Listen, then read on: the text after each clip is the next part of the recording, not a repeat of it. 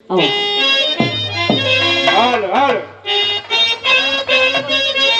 क्या बात है, वाह बहुत अच्छे।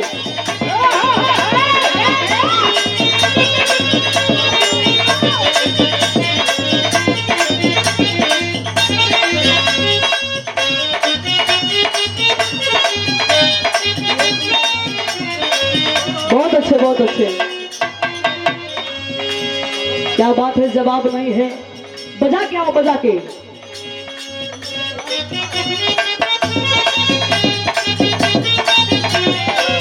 ओए होए होए होए।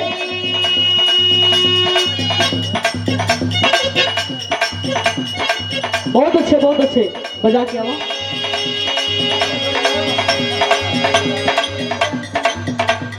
दो लाइन सुमरन बतौले यहाँ, सुमरन के बाद एक बात तो भक्ति के बाद वही बेकरी।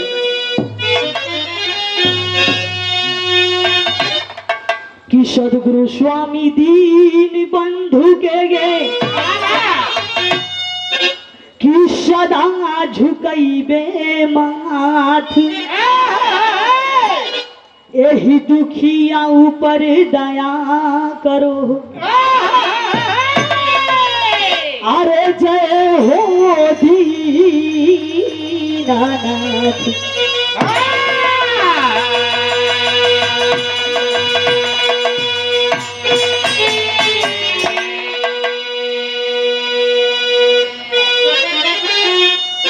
कि नमो नमो बिंदेश्वरी, अरे नमो नमो जगदम्ब, कि भक्त जनों के कार्य हित मां, अरे करती नहीं विलंब।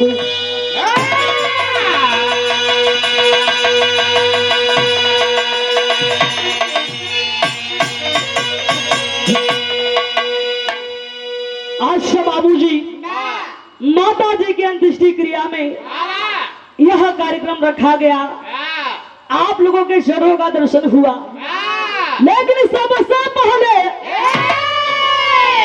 परम पिता परमेश्वर से कामना है उस माँ की आत्मा जहाँ कहीं भी हो उन्हें सुखी और शांति मिले। और हम बिरहा जगत की भोजपुरी गायिका पूजा निगम दोहरी घाट मऊ की धरती से अपनी इस पूरी पार्टी की ओर से आप सभी आदरणीय बाबूजी, दूर दराज से आए हुए भगवान स्वरूप सम्मानित जनता और यहाँ पे मौजूद समस्त सम्मानित कलाकारगण और कविगण, मैं सबको नमस्कार प्रणाम करती हूँ और पैर झुके कोट कोट नमन बंदन करती हूँ। तो देखिए, कहा जाता है संगीत माँ सरस्वती का देन है और ये प्यार भरा मंच ये आप लोगों का देन बा। कहे से गिरवा सबे ऐसा जनता है, यदि कवैया के गावावल चाहत तो बुल्लू बना दे, अनाज चाहत तो मास्टर उल्लू बना दे। तो ज्यादा न बात करते हुए, समय कम है, आप पूजा निगम को वसूल है, ज्यादा समय ना, जितनी समय मिलल है उतने में तो समय मिली बढ़ाई, कार्यक्रम बढ़ाई। तो ज्यादा ना बात करते हुए मास्टर को वैसा गीत बजाओ जौन गीत मार्केट में बजत होके। आओ कैसे, वाह महाराज सुमरन हो गया, भक्ति भजन दिल से होला। आओ बजा क्या हो।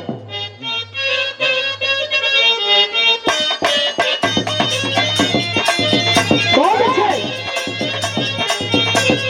क्या बात है।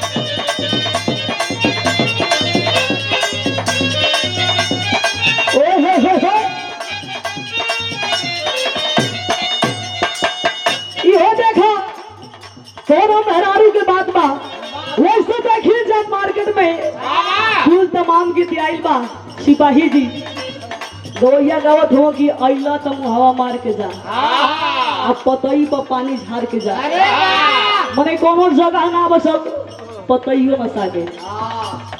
लेकिन ज्यादा फुहर बातर ना, देखा कोनो मेहरारू के दुख बा, वो बताओ बकिए जी हे गर्मी के मौसम में साड़ी साया ब्लाउज आ सूट सलवार हमरा भावत नहीं खे। बड़ा गर्मी बा। वो कैसे कहती है मास्टर, सिपाही जी तनी ख्याल कर, वैसे आपका जोड़ी सुपर हिट बा। वाह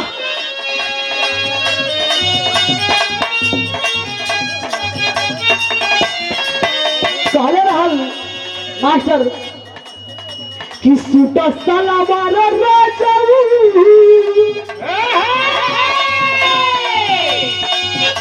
कि सूट सलवार राजू साड़ी चुभेला कमरिया। कैसन बा, क्या बात है, एकदम घबराई मत। ओए होए होए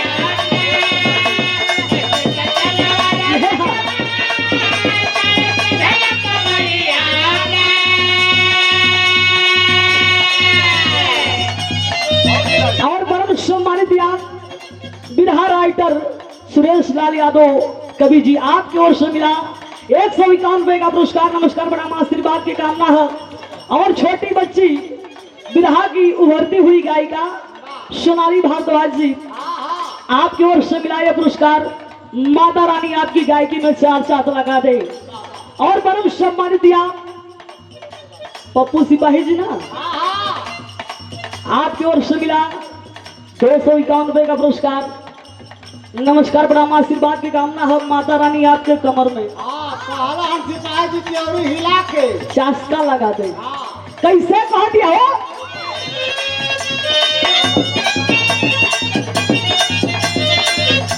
कि सूट सलवार राजू साड़ी चुभेला कमरिया है। वाह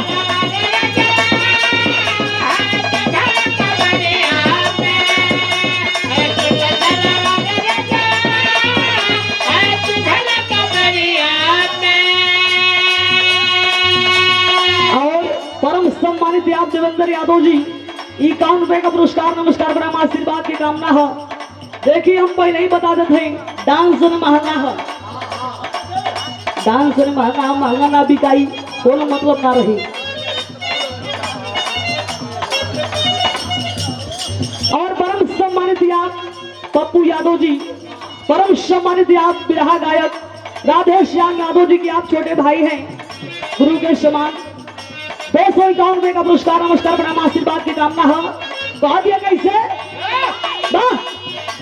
सूट सलवार राजू साड़ी चुभेला कमरिया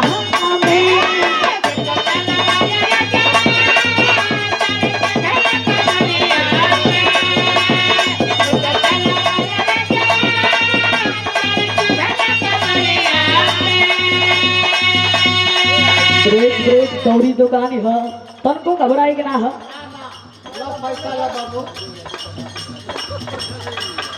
और यहाँ छात्र नेता परम सम्मानित अरविंद यादव जी 101 रुपए का पुरस्कार आपकी ओर से मिला। नमस्कार प्रणाम आशीर्वाद की कामना है। कैसे मास्टर, सूट सलवार राजू साड़ी चुभेला कमरिया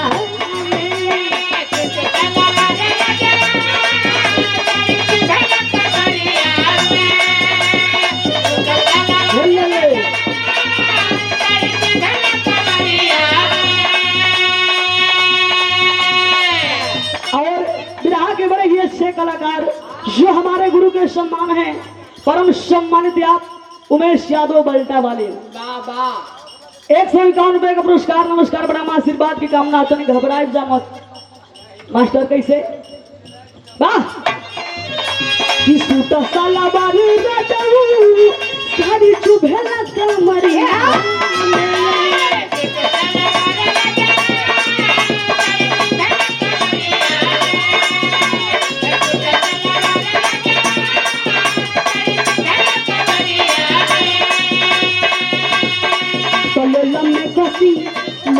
कसी मजा दी गरमिया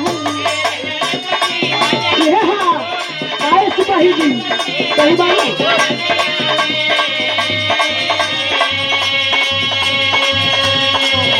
और परम सम्मानित आप रविंदर जी गुरु महोदय 101 रुपए का पुरस्कार हाय देखो मैनेजर साहब को। और देखिए जवाहर फिल्म्स के आप मालिक महोदय माननीय कमलेश यादव जी जो इस समय वीडियो बना रहे हैं, बाबा ये पुरस्कार आशीर्वाद है और वीडियो में सहयोग कर रहे हैं वीडियो बनाने में छोट बबुआ गोविंद निराला और शैलेंद्र और गोलू खरवार जी। बहुत बहुत धन्यवाद बा, नमस्कार प्रणाम आशीर्वाद की कामना है। कैसे कि सूता साला बारू राजाऊ तारी चुभेला कमरिया हमें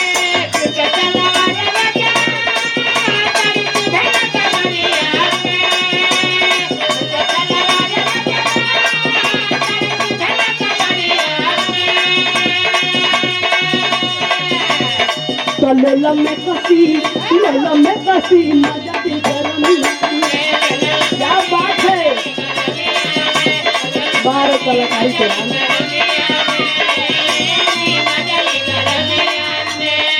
और देखिए मंच पर अद्भुत कला दिखा रहे हैं ढोलक वादक सुपर स्टार ढोलक वादक सुरेंद्र जी। मैंने सब हाथे से बजावेला, लाते से बजाओ। लाते से बजाओ तुम। तो भैया ये पुरस्कार बा हमारे ओर से 50 रुपया का दाव हाथ में दो। लाइन ये हमारा ओर से पुरस्कार बा, शुक्रिया अदा कर दिया। इनके शुक्रिया अदा करा, ढोलक छोड़ा पहले। वाह कि सूटा साला बारी राजा जहिया से देखली बलाम बड़ा सत होला मनवा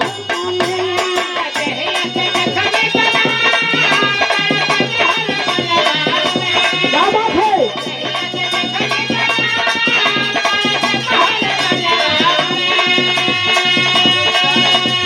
दोनों मेहरारू भले बाकी है जी, भले हम गवार हैं लेकिन हर चीज के हम समझिला। ई बताई कि जो नहीं हाथ में गोदना गोदौले हैं ई केकरा नाम से है का। अरे जहिया से देखली बलाम बड़ा सत होला मनवा में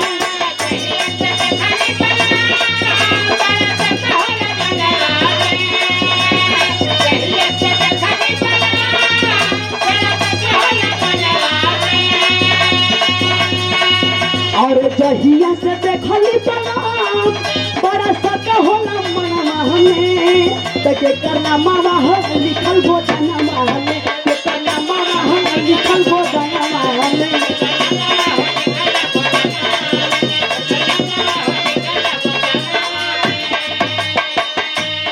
मेहरारू डिमांड कर रहे मैक्सी का, गई बेचारा बाजार से मैक्सी लेके आई प्योर कॉटन का। मैक्सी का कलर बा व्हाइट कलर मैक्सी पहिर के जब मेहरारू काम धाम करे हो आ जब लड़का के मिसतिया तो उ दाग लगता कचकात बा। कह दिया मास्टर कैसे कि सुने को काम कह दो का कि एगो किराना से लादा ये राजा जी काहे सिपाही जी। अरे कम से कम हेनिया रह तो बैलेंस बोली बोलिए काहे के मुड़ी बोतले बानी। एगो किराना से लादा ये राजा जी वाह। एगो किराना से लादा ये राजा जी राजा जी जल्दी छूटे नहीं साया के चल राजा जी।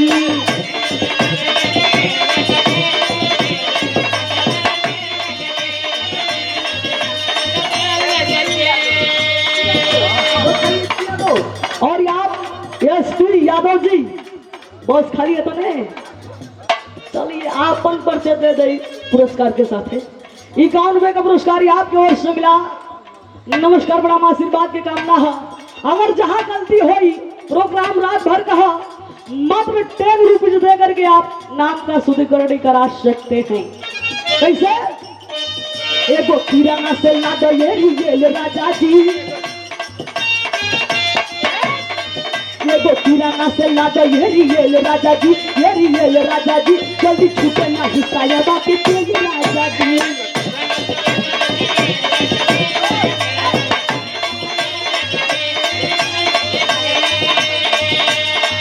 मेहरारू कह दिया कि ये जी बड़ा प्रॉब्लम है समस्या है, सुना लपिटा माँ तोहरे से कहो तनी का बोलो ना फटर फटर घोड़ा चटर चटर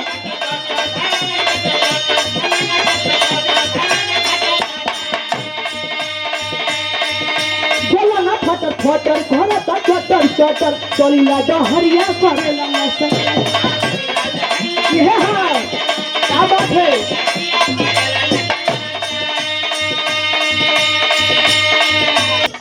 बोलो ना फटर फटर करता चटर चटर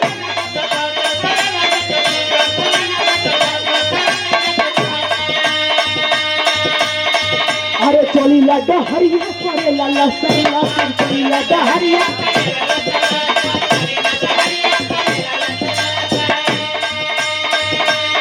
तो हमर बुधिया भइल बाटे फेल राजा जी हमर बुधिया भइल बाटे फेल राजा जी हाँ हाँ फेल राजा जी जल्दी छूटे ना हिस्साया के तेल राजा जी।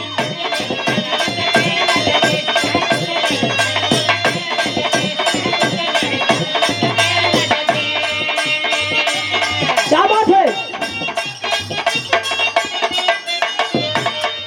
और देखी ये कोनो मर्द मेहरारू के समस्या है सिपाही जी ए सिपाही जी मर्दे का बॉडी रहली आपके जैसन मेहरारू तनी छरहरी है तो बताओ दे कि ये सखी क्या कहूँ जवन नैहर से स्प्रिंग वाला बेड मिल गई उस सुतावत नहीं खे झुलावत ना तनको पर केहू चढ़ता उठा के फेंक देता ऊपर कहले रहल मास्टर कैसे हाँ आपके लिए बॉडी रहल गोल्ड बॉडी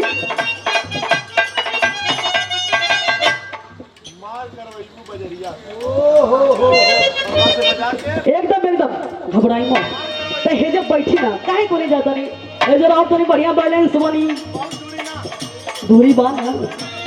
और सिपाही जी की ओर से मिला 100 रुपए का पुरस्कार। वैसे देखिए रंगबाज सिपाही हैं मुलाकात भइल रहे 3-4 साल पहले बहुत ही आनंद आया प्रोग्राम में आशीर्वाद के कामना है कैसे मेहरारू कहले बिया आई बतिया हम सिपाही जी पर लहावत नहीं का अरे का कही सखिया लाज के बतिया अरे का कही सखिया लाज के बतिया भारी लाल छाटा का बइले जान करी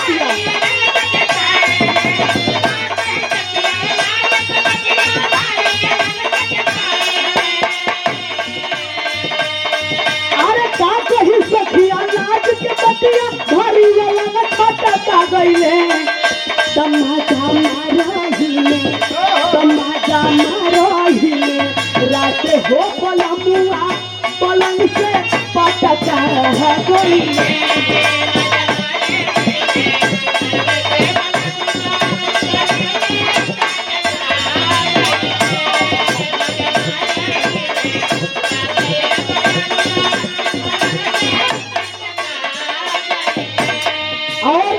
परम सम्मानित जो हमारे गुरु के समान है गुरु तुल्य है गुरु है राधे श्याम यादव जी आपकी ओर से मिला 251 रुपए का पुरस्कार। नमस्कार प्रणाम आशीर्वाद की कामना है परम पिता परमेश्वर से कामना है माँ की आत्मा जहाँ कहीं भी हो उन्हें सुख और शांति मिले। कह दिया मास्टर अरे लागल बा चोट हमारा राजा के अरे छुई तो दहरत करे लागल बा चोट हमरा पियऊ के आ छुई तो दर्द करे अरे कोरा में उठा के हम सुतवली हो सेजिया पर डरे सेजिया पर डरे दूध हरदिया पिए के निहली भरल गिलास कटका गईले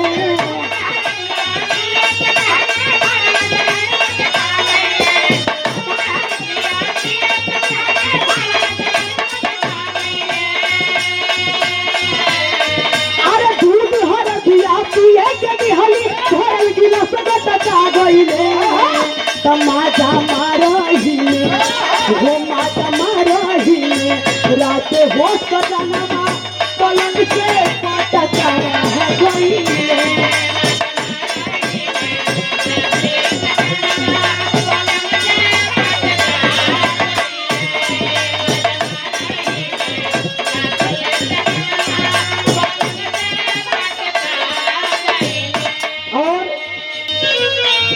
क्या बात है। वैसे देखा गाना एक ही बात, गौला के शैली अलग होला। और मास्टर बजा दे वैसे ही कम ना हो, धुने तरज बजावे में ये देह ना धोला। मैं ये रिमोट हवा मास्टर साहब, क्या बात है। मेहरारू कह दिया ईश्वर कहिला तू सैया राते अब ले तू खात बाटे।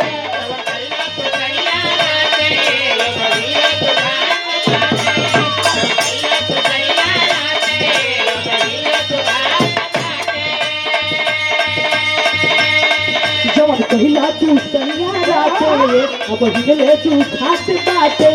आ फिरी न सट दूर तनी हट घर न हमके ताजा। फिरी न सट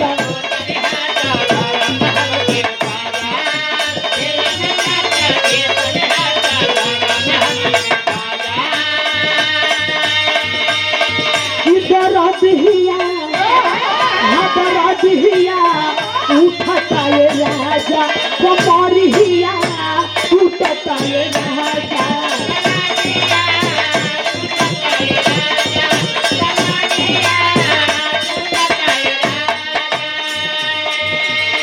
मेहरारू कहते कि जी रवा ऐसन खखुआई बनी लागत है कि जैसे आन के घर में चोरी करत है, टाका डालत है। बतमाना धनिया के बूझ परेशानिया के, बतमाना धनिया के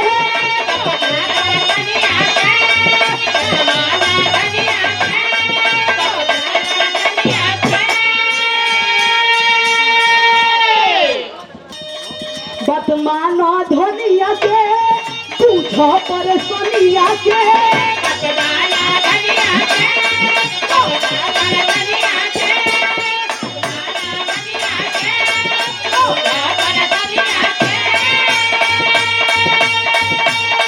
जल पानी तना है हमारा जी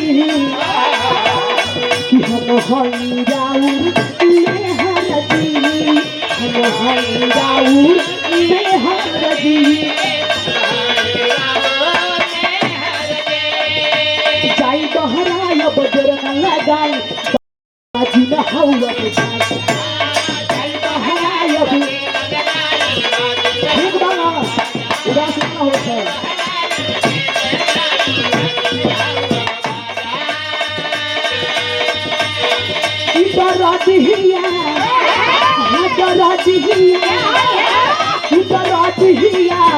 उठता है